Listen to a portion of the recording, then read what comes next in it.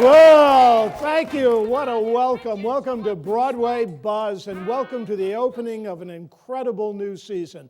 It's our best yet, and we're opening with a phenomenal new production of Anything Goes. This is actually the first night of its national tour, and Playhouse Square is, of course, very honored by the fact that the Roundabout Theater chose Cleveland to come here to mount this production for its national tour. So you're in for a very special treat. Anything goes. It's delicious, it's delightful, it's lovely, and you're in for a great treat tonight. It's a show that has dazzled audiences for 75 years. It's an extraordinary work. It has all of the Cole Porter songs that are pure gold. I mean, he was like the Cartier of songsmiths. He was able to not only write memorable music, but witty, naughty, challenging lyrics that kept everyone on their toes for this long period of time. What I'd like to do is to give you a very quick rundown on Cole Porter. He was born in 1891 and he died in 1963. He was one of the chicest, most urbane gentlemen in the world. He was sort of the male Jackie Kennedy of his age. He threw the greatest parties in the world. He surrounded himself with all the notables, whether they were titled, whether they were famous, or whether they were infamous. He covered all bases. He was an extraordinary man and a brilliant artist. He was born in Peru, Indiana. His father was a druggist, but he had a very ambitious mother who happily had a father who was the wealthiest man in Indiana. So from a very early age, Cole Porter was sort of being groomed to really come back and run the family empire. But Cole Porter and his mother had different ideas. She realized at a very early age that he was very gifted musically. So by the time he was 6 years old, he was giving piano concerts and violin concerts. He was sent to a private school in New England, where he graduated, incidentally, as valedictorian. But in that period of growing up in this high school, he had the wonderful opportunity of working with a brilliant music teacher who instilled in him this phenomenal sense that words are as important as notes. And so when you think about a Cole Porter song, when you hear the brilliance of this music tonight, just remember that old teacher who really instilled in him the idea that you must be able to sing the word and you must be able to sound the note. And so he instilled in young Cole Porter this phenomenal reverence both for language and music. After he left his prep school, he went to Yale, where in the 4 years at Yale, he wrote 300 songs, countless musicals. Many of the sort of football fight songs that are still used at Yale are Cole Porter songs. But he was a very ambitious young man, a very special young man. It was very clear early on that he had these musical gifts.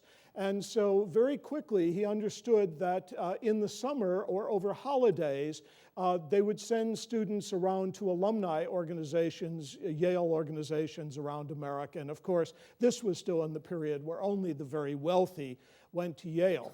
So he had a very good friend in Cleveland, Ohio. And so the end result was when he came here, he made a deal. I read this little contract. It said, I am very happy to come. Now this is a college boy. I am very happy to come to Cleveland and perform, but I want you to give me access to all of your great private clubs, and I want to have unlimited expense accounts so I can drink whatever I want to drink in each of these clubs. And he proceeded to come to Cleveland and did exactly that. But he charmed Cleveland. His friend was Mark Hanna, incidentally, and Mark Hanna had the wonderful estate out in the eastern suburbs, and very often Cole Porter would come back and stay there, recuperate there, write songs there, so he has a very, very deep connection to Cleveland. So after his Yale days, then his grandfather sort of put the fist down and said, I want you to be a lawyer, I want you to oversee the family empire. So he went to Harvard, for 1 year. He roomed with Dean Acheson, incidentally, but he spent all of his time writing music, and the dean of the Harvard Law School said to him, "Young man, you're really wasting your time and our time in law school, and I seriously recommend a professional career for you in music." And so Cole Porter did exactly that. He didn't tell his grandfather for several years, however, and the end result was he went off to New York, where he wrote his first musical in 1919. It was called Hitchy Coo, and it was a complete disaster. So he fled to Europe in disgrace and lived in Paris. Now keep in mind, Paris in the sort of post-World War I period was the period where all the great artists of the world were gathering. And here was Cole Porter, this little boy from Peru, Indiana, who suddenly had taken on this sheen and this sort of international veneer. He met a very celebrated woman who was a divorcee, again, very unheard of in this period. Her name was Linda Thomas. They married. It really was a marriage of convenience. Of course, it was very difficult for a divorced woman to lead an active life in that period, and Cole Porter was a homosexual, so a marriage of convenience served them both very well. They were deeply devoted, deeply caring. Their whole lives, they really made the best of one another and made one another even better by their relationship. Cole Porter is buried next to Linda in Peru, Indiana. But in this period, in the early 20s in Europe then, they would dazzle all of Europe. This was the time of Diaghilev and Picasso and all the expatriates and Gertrude Stein and all of the titled heads all sort of flocking to Paris.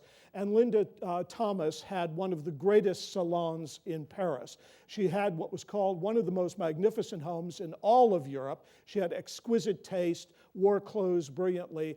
And beyond all of that, though, beyond all that glamour and all that chic, she was a phenomenal manipulator, and she had the ability to help focus Cole Porter into developing his career. He was very shy after this failure he had in New York in 1919.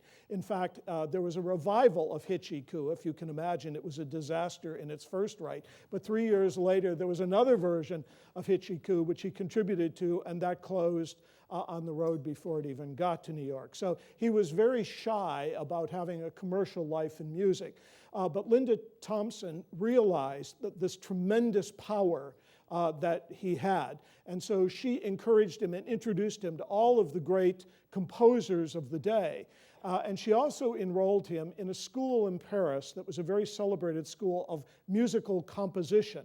And so in those years in Paris, when he was under the radar, he was not being reviewed by critics and shows were not closing, he really developed an expertise. He had this incredible musical ability to begin with, but he developed this expertise and this sophistication of being able to develop themes musically. From the earliest time on, he always started with an idea. His first great hit song was "Let's Do It, Let's Fall in Love." Of course, the sort of double meaning, slightly titillating idea of let's do it, let's fall in love. And so this titillated audiences in its day. But always he would start with a great title, and then he would develop the storyline in that way. Listen to the show tonight. He loves to use lists. It's one of his favorite things to do. In one of the great songs of Anything Goes, "You're the Tops," there are lists and lists of how you're at the top. Your Garbo salary, your cellophane. I read some of the bawdy lyrics that he wrote that never found the light of day, and privately after, I'll tell you some of them. They're really quite funny. Referring to King Kong and the Venus de Milo, but I won't go any further right now. Okay, but just think of that when you hear the end of the first act tonight.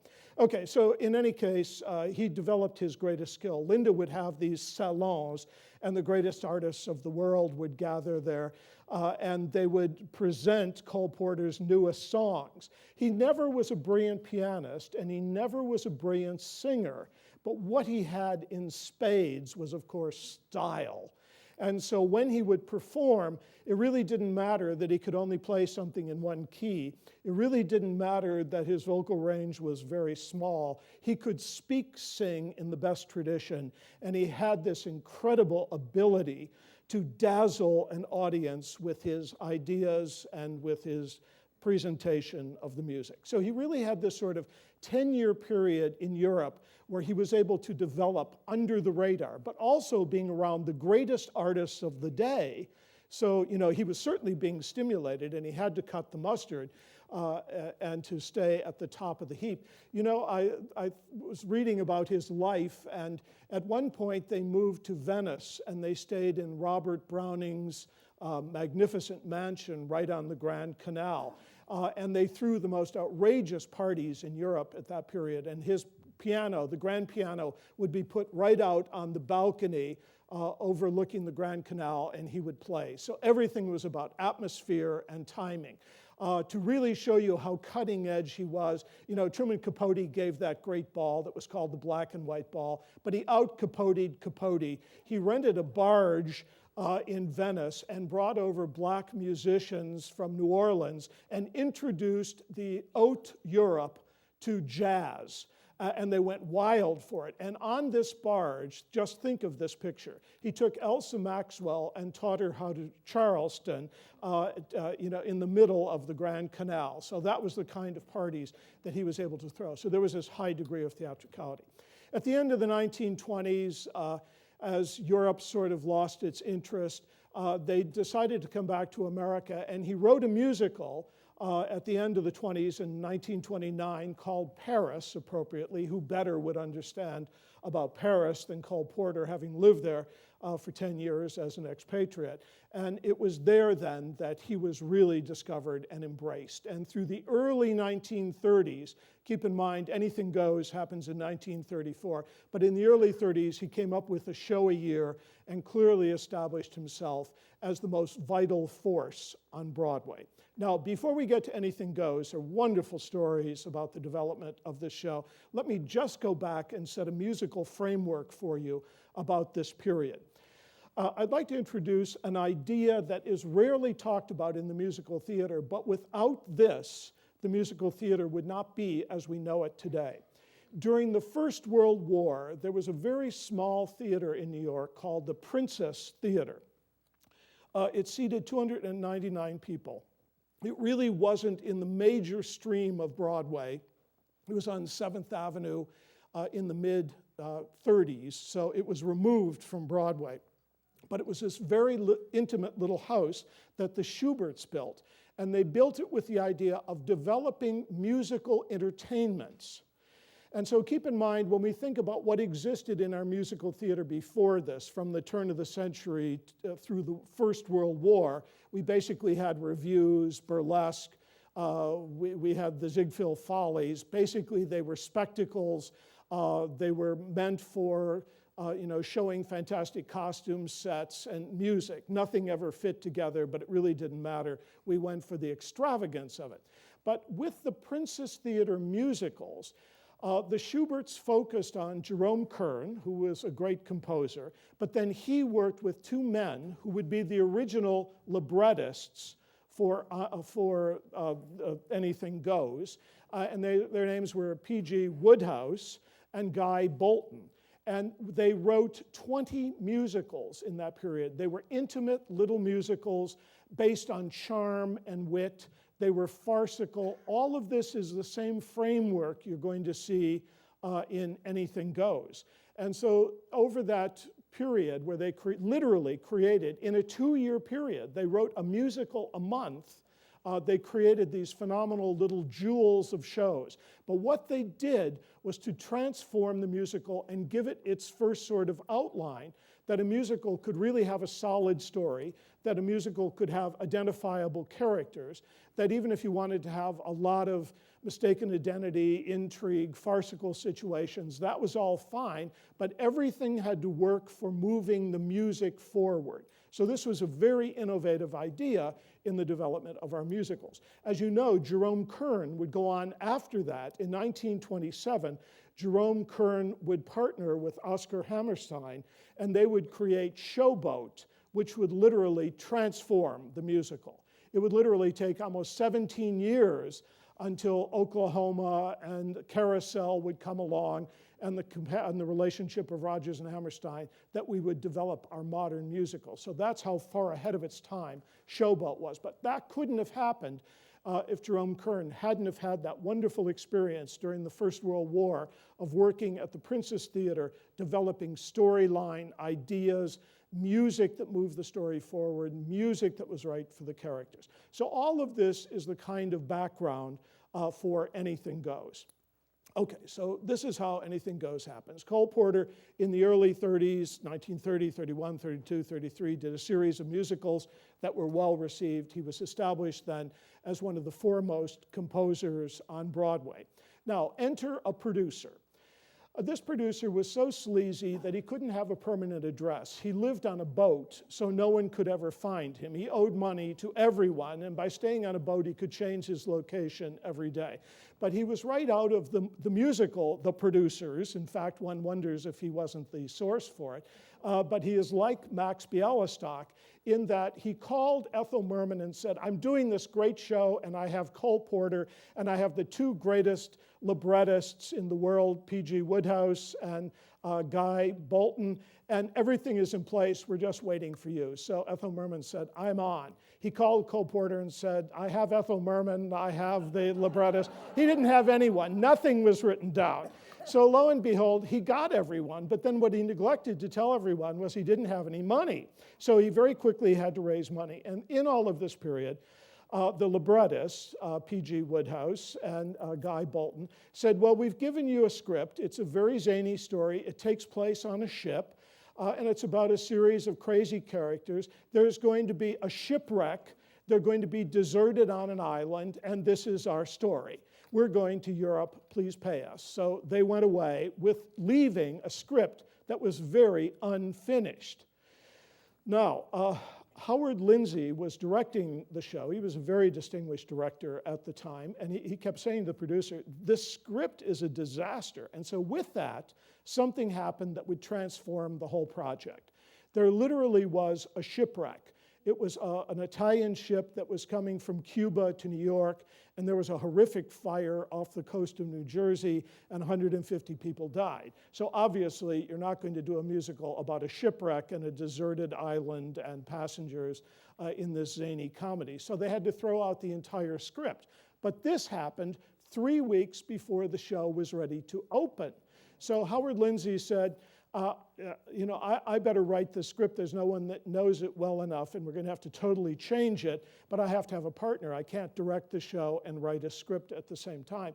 So the producer said, well, how about using Russell Crouse? And they had never worked together, and this was the birthing of a relationship that would really transform our not only our musical theater, but our legitimate theater. So Lindsay and Crouse became a team, and they would go on to write the libretto for Sound of Music, for Red Hot and Blue, and they would create the longest running play in Broadway's history, Life with Father. So, but the beginning of their career started trying to save Anything Goes. So they wrote the first act, and they put the show in rehearsal. Now by this point, they're 2 weeks before the opening, and they said, while you're rehearsing the first act, we'll write the second act. But to get the idea, to show you how hit and miss this was, how appropriate the title, Anything Goes, how hit and miss this was, Howard Lindsay and Russell Crouse were in the Algonquin, a watering hole where all writers used to go. And a woman walked by, and Howard Lindsay said to Russell Crouse, is that woman an evangelist? And he said, no, she's a jazz singer. And so that's how the character of Reno Sweeney, the central character in the show, was born. So she was going to be a mixture of Amy Semple McPherson, and she was going to be a mixture of Texas Guinan, and therefore the birthing of one of the most famous female characters in a musical, Reno Sweeney, happened by a woman just walking through the lobby. But that's how hit and miss this project was. So the end of the second act was written literally as Lindsay and Crouse were on a train going to the opening night in Boston of the show. And the poor actor who was in the show that night had to walk out on the stage not really having an ending to the show. So he turned and said to the cast, well, I guess anything goes. Up to this point, the name of the show had been Bon Voyage. Cole Porter heard that and thought, that's the title of the show. And the next day he came in with the show-stopping number, Anything Goes. So when you watch that number tonight, it ends the first act. It's 8 minutes long. It's a spectacular, it's one of the great endings to a musical. But it came literally as an accident, and everything happened in this way. Lindsay and Krause, in their own biographies, wrote that in the previews in Boston, they stood on the street begging the audience not to see their show. That's how desperate the condition was. And Ethel Merman, was the star of the show. This is a very tough cookie. Ethel Merman prided herself, aside from having the greatest pipes on Broadway, for being the fastest stenographer in New York. So while they were trying to put this show together and everything was such chaos, she would sit and take everything in shorthand. She would take a break and go and type up the scene and bring it back out for everyone to rehearse. So she really did save the show. I just want to tell you one wonderful story about her. She had the mouth of a longshoreman, but Cole Porter adored her. And there was a very vulgar side to Ethel Merman offstage. She was happier being with the stagehands than the actors. She alienated almost everyone. But Cole Porter adored her. As you know, he wrote 5 musicals for her. But in any case, he said, you're such a lady, and I love you so much. And because I am notorious for writing naughty lyrics, I am going to send the script to your parents for approval. So that's what he did. I also have another Ethel Merman story that I can't tell you now, that I'll tell you after the lecture. All right, so in any case, this is the atmosphere of Opening Anything Goes. It opens and it's a triumph. It plays 463 performances on Broadway. In Cole Porter's life, there were 6 major revivals of Anything Goes, both in New York and London. And every time, the script changed radically. Music was thrown in, thrown out. It never found its real form. What kept this show together always, what it had was a brilliant leading lady. What it had most of all were brilliant Cole Porter songs, Cole Porter at his golden best.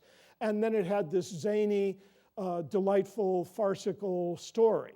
But in every incarnation, it changed very significantly. There is no other artist in the musical theater. Could you imagine seeing another version of Fiddler on the Roof where they totally changed the story?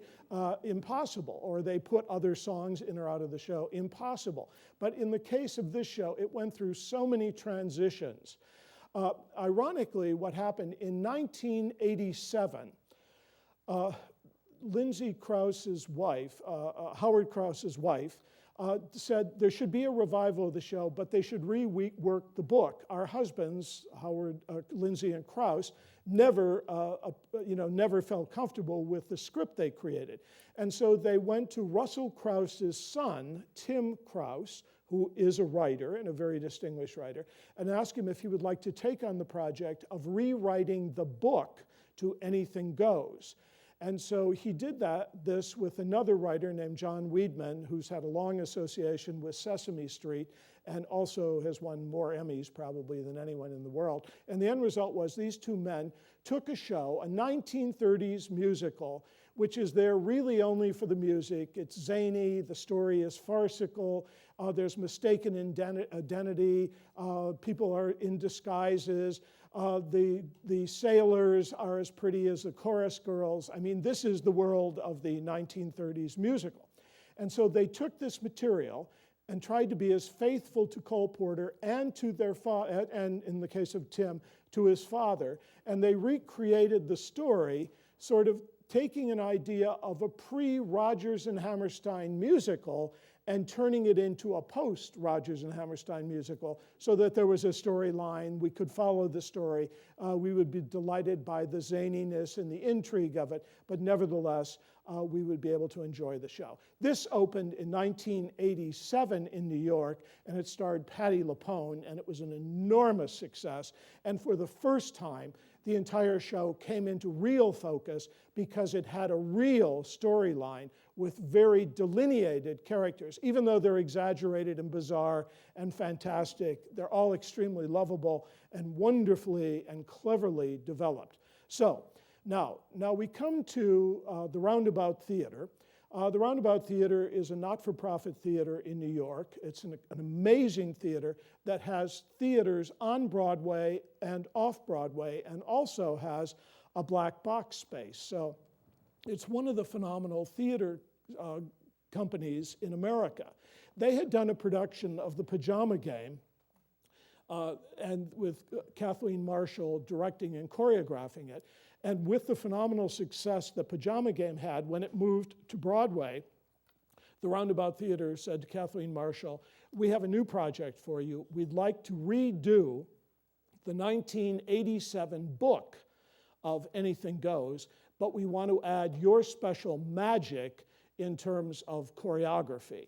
And so what happened was Kathleen Marshall spent a very long period of time watching Turner Classic Movies, seeing the style, the period of the 30s, not only in terms of dance, she was already an expert in that, but in terms of the style of delivery and the manner and the chicness. We remember those madcap comedies of the 1930s with William Powell or Rosalind Russell, and these memorable, funny, highly exaggerated movies that were such a delight. Keep in mind, art at that time had to be a delight. We just come through the Depression, and we had just come off Prohibition. So the end result was we needed to laugh. Does this sound familiar? So timing is everything, and it's perfect right now for us, since we all do need a laugh, to experience this new and vital production of Anything Goes. Especially note, when they revived this show, keep in mind, great women have always played Reno Sweeney. Keep in mind, when Ethel Merman played a role, she never gave it up. She always made it hers. It's very hard to think about Blow, Gabriel, Blow, and not think about Ethel Merman. So she played the original version of the show in 1934, did all of the national tours, did many of the revivals of the show. She did the movie version with Bing Crosby. There was an infamous television version that's available on DVD. It's just been made available. And it shows you what live television was like. It was a very under-rehearsed version. And she played opposite Frank Sinatra. And the two of them hated one another. So Bert Lahr was off stage while this is happening live, trying to separate them from killing one another. And Frank Sinatra, the show was so under-rehearsed that at times the camera would come on him and he'd say, "I wish I could remember the lyric I'm supposed to sing here." That was live television in that period. And then the other thing that happened, because it was so under-rehearsed, they hadn't planned all of the scene shifts properly. So there were times when they had to ad-lib live in front of, America while they set up the next scene. So it was quite an amazing event. I always thought that Kiss Me, Kate was really based on what happened with Ethel Merman and Frank Sinatra backstage when they were trying to kill one another. Okay, so in any case, the show has had this long history, and happily it has found probably its definitive form. What Kathleen Marshall has done, she's a brilliant choreographer and director. She's very concerned with absolute detail of everything. Every eyebrow, every eyelash, everything, is of interest to her. And she created a kind of delightful confection in this version with a range of choreography that is a delight. With, of course, the high point. She won the Tony Award, really, for what she did with Anything Goes, the number that ends the first act, and this sort of tour de force that happens with Reno Sweeney in this phenomenal and delightful tap dance number. So you're in for a great treat tonight. It's a show that's memorable, delightful. It certainly takes you away from politics and the problems of the day, and it gives you the opportunity of remembering the brilliance of Cole Porter. Thank you.